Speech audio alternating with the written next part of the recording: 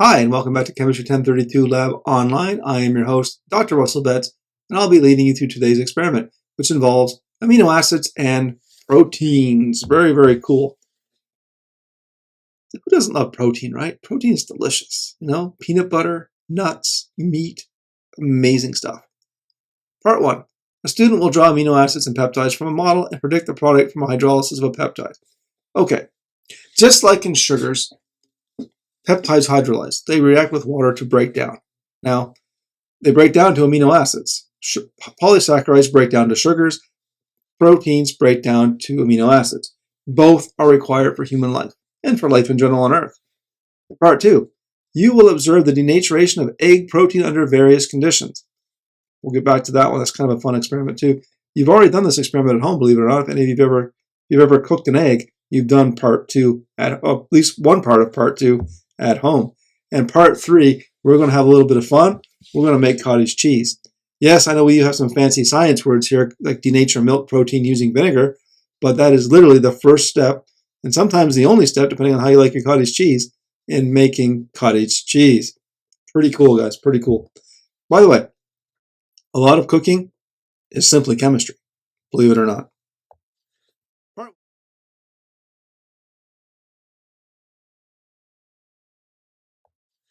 Part 1, drawing amino acids and peptides. So now, we're going to watch a video, and we're going to look at the complexities around amino acids and peptides. Now, peptides are just small proteins. They're less than, I believe, 50 amino acids long. Proteins are classified as being larger than 50. Peptides are smaller than 50 amino acids in a chain. But they're all connected by what's known as the peptide bond. Now, the peptide bond is an amide bond that connects two amino acids. That's a peptide bond. Okay?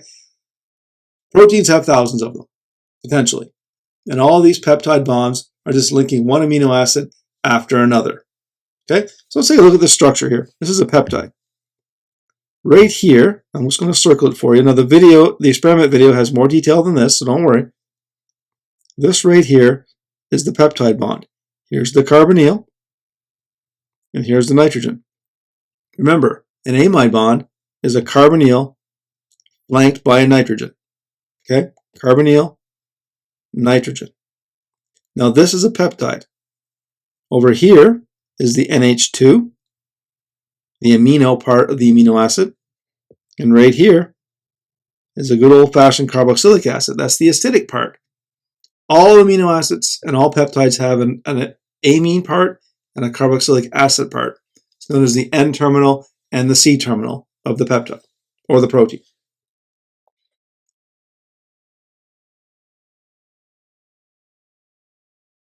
A little bit about protein structure. Proteins have 4 levels of structure: primary, secondary, tertiary, and quaternary. Primary is simply the sequence of amino acids. Which amino acid follows which in the sequence from N-terminus to C-terminus.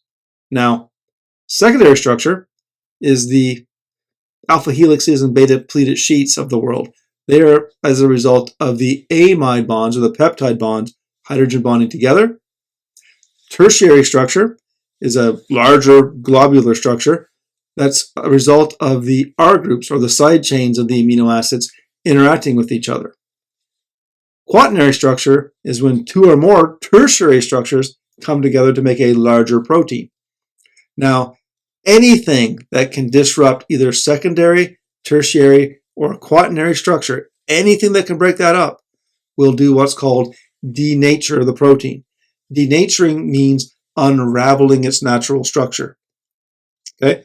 Proteins exist in these complicated ribbons and ravelings and all kinds of stuff. They intertwine with each other. And that intertwining and that raveling and that overall structure gives the protein either certain physical properties, certain reactive properties. It does something that the protein needs.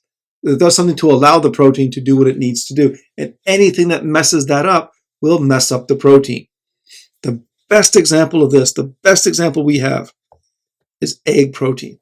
Why? Because eggs are inexpensive and they work really well in this experiment. When you fry an egg, when you boil an egg, when you cook an egg, you are denaturing the protein that's in this slimy clear part right here, known as the egg white. Right now, in this clear solution right here, there's a lot of protein called albumin. And albumin, in its natural form, is soluble in water. Yes, it gives the water of the egg white the slimy texture, but it's still dissolved because you can't see it. It's in that water. Okay? The egg white's is made of a lot of water. Now, when you put on the hot frying pan, you'll notice immediately the heat from the frying pan causes the albumin protein in the egg white to start to denature. How do I know it's denaturing? Look, this white stuff is the same protein as albumin, but now it's in an unnatural form. Now it's in an unraveled form. It's a denatured form because the heat is causing some of those intermolecular interactions that are holding the protein together to unravel, causing the protein to come out of solution. Literally, when you cook an egg, you're causing the albumin protein to unravel and become insoluble in water. And then it denatures to give you this nice white, if you do it right, fluffy textured egg. Sprinkle a little salt on there after it's done, maybe a little hot sauce if you're so inclined, and enjoy your breakfast. Okay? Now, there's more than heat to denature proteins. The most common way humans do it is with heat, because we cook our food, denatures proteins, makes them softer.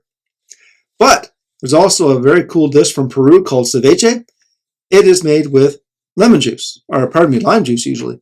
And it's the acidity of the lime juice that will make the fish in ceviche appear to be cooked. But it's not cooked with heat. It's chemically cooked with acid. Same idea though. The acid is disrupting the protein structure, causing it to denature, causing it to change its appearance and be more tender. All right? So now, watch the video, the experimental video. There's a few other things we're going to try, such as heavy metals, for example, and they'll also denature proteins. All right? So that's part 2.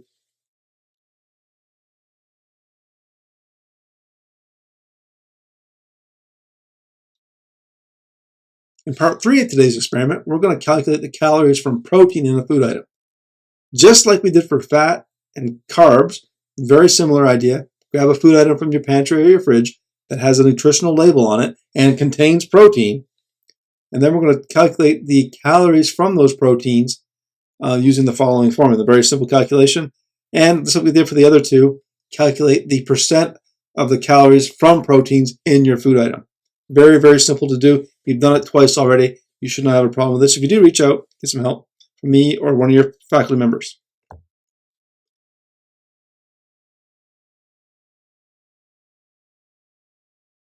All right, guys, this is a fun experiment. In part 4 today, we're going to be isolating milk protein. Now, this is a bunch of fancy chemical words, right? Isolating milk protein. Sounds all professional. What we're really doing is making cottage cheese. Yummy, delicious cottage cheese. You take milk, you acidify it with vinegar, and you get what's called cheese curd. Now, you probably heard the nursery rhyme, Little Miss Muffet and her tuffet eating her curds and whey. Well, she's eating essentially cottage cheese. Curd is the solid part of milk curdle. When milk curdles, it gives you curd. The liquid part is known as the whey. Okay? So milk curd is a protein called casein, which is the primary ingredient in cottage cheese. So you're going to do this experiment at home. You're just going to warm up some milk and add vinegar, and it will curdle. The milk itself will curdle, and you'll isolate the cheese curds using paper towel or a coffee filter or whatever.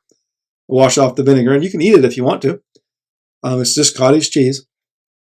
And I do this experiment with a whole bunch of students online, and I do them with students in the live lab environment, and it's a lot of fun. Students are fascinated by the fact they can isolate food products from the lab. Now, if you're in the lab, I wouldn't eat this stuff. In the chemical lab, you would never eat this stuff. But at home, using your own utensils and your own pots and pans, as long as you're using food-grade milk, which is what you buy at the grocery store, and food-grade vinegar, which is what you buy at the grocery store, you can certainly eat this. Just make sure you rinse the vinegar off very well, because not everyone likes the taste of vinegar. Again, if you're sensitive to the smell of vinegar, you can do this reaction outside, not a problem. And everything here, when you're done, can go in the trash. Wear your safety goggles, wear old clothes as always, and have a lot of fun with this experiment because it is pretty cool. And with that, I want to wish you all good luck and good chemistry. We'll see you soon.